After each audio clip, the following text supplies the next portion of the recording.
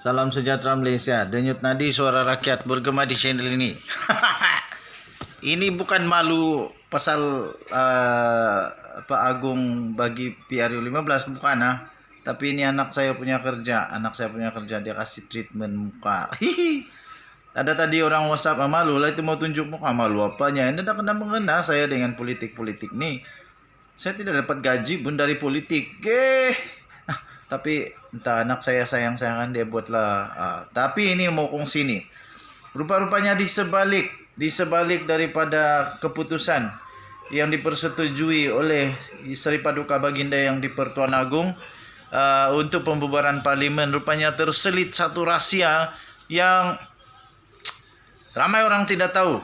Ramai orang tidak tahu, tetapi sudah pun diketahui. Rupa-rupanya rahasia itu yang menyebabkan Seri Paduka Baginda yang di Pertuan Agong setuju berkenaan untuk pembubaran. Jadi tuan-tuan dan puan-puan yang dihormati sekalian, makin gatal lah. Sudah keras.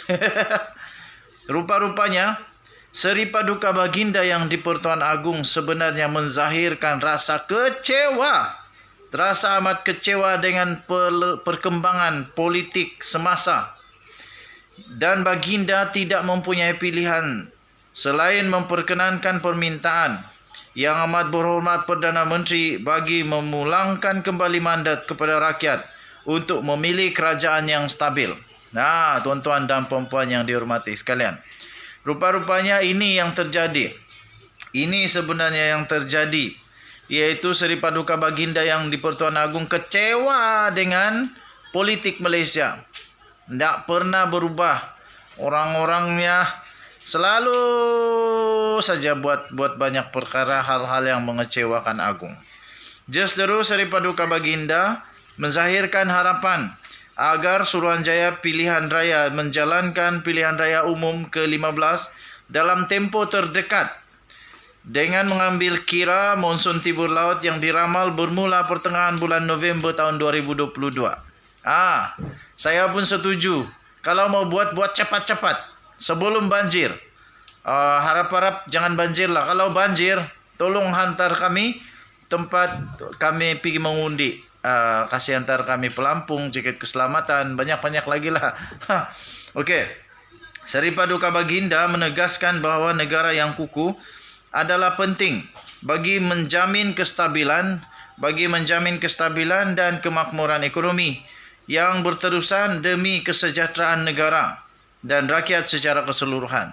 Saya setuju dengan titah daripada Seri Paduka Baginda yang di Pertuan Agong ini, yaitu kestabilan politik itu penting. Harap-harap selepas ini ada majoriti besar lah, tapi tidak tahulah.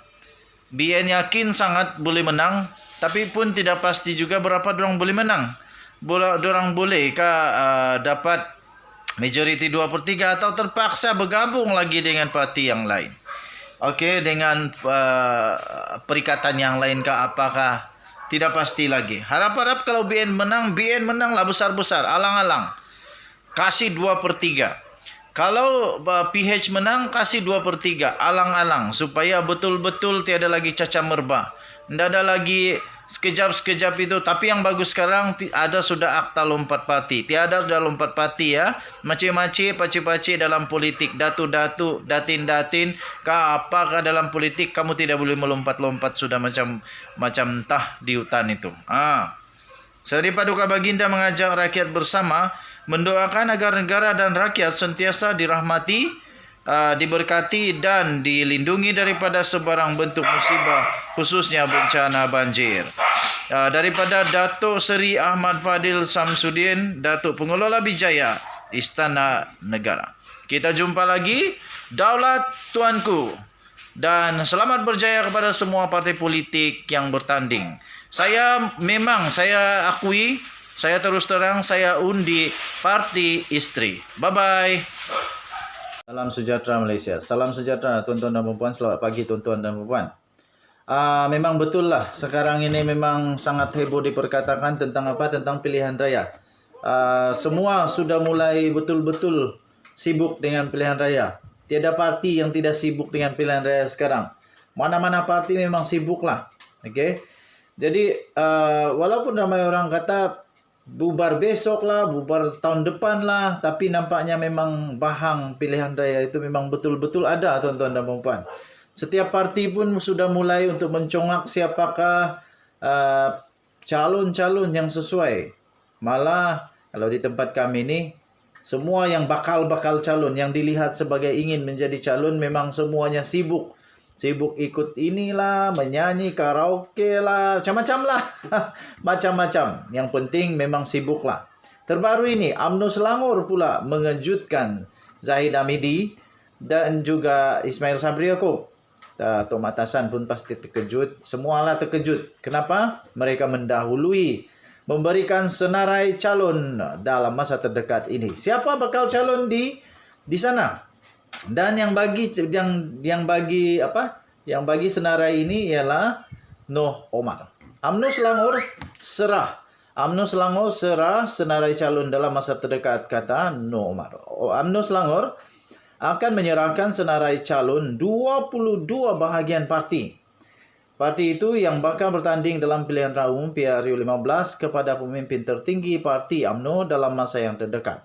Demikian kata pengerusi perhubungan UMNO Selangor, iaitu Tan Sri Noh Omar, berkata senarai itu melibatkan 5 calon bagi setiap kawasan parlimen dan Dewan Undangan Negeri DUN di Selangor. Katanya sesetengah bahagian juga akan melibatkan 6 calon, termasuk penyandang kerusi yang sedia ada.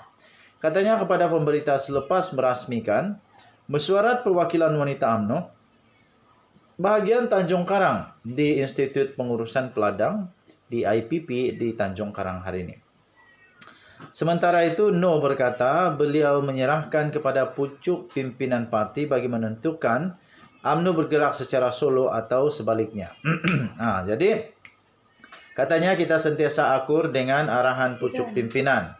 Kini hanya menunggu keputusan penuh pimpinan parti dalam menentukannya, katanya lagi. Noh berkata pihaknya akan melancarkan jentera di peringkat bahagian dan cawangan negeri itu tidak lama lagi.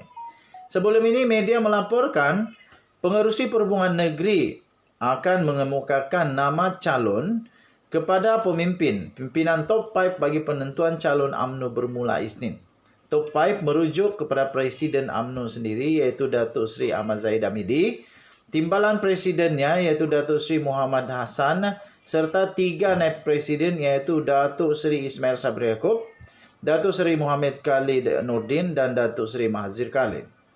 Ahmad Zahid dilaporkan berkata calon pilihan parti itu perlu mempunyai kriteria WALI, iaitu boleh memenangi, winnable, diterima, acceptable dan disukai, likeable. Okey, itu wali, WALI. Okey, tuan-tuan dan puan-puan yang dihormati sekalian, banyak persoalan terutamanya calon-calon heavyweight. Di manakah mereka akan bertanding? Siapa lawan mereka? Yang paling pening memeningkan kepala sekarang ini pastinya Parlimen Rembau, salah satunya Tok Mat Hassan dan Khairi Jamaluddin. Nampaknya anda tahu siapa yang mau bertanding di sana. Lepas itu of course lah Zahid Hamidi akan bertanding di bahagian Datuk heavyweight juga. Dan menjadi tanda tanya seterusnya ialah Anwar Ibrahim mau bertanding di mana? Adakah dia masih di Port Dickson ataupun dia akan pergi ke tempat yang lain? Saya mau tengok jugalah. Saya mau tengok juga Anwar lawan Zahid. Siapa menang kalau Anwar lawan Zahid? Saya mau tengok kalau Mahathir lawan siapa? Tok Mat Hassan kah? Lepas tu Mat Sabu lawan Ahmad Maslan kah? Wah, ini baru best, kita tengok nanti. Denyut nadi suara rakyat bergema di channel ini. Bye-bye.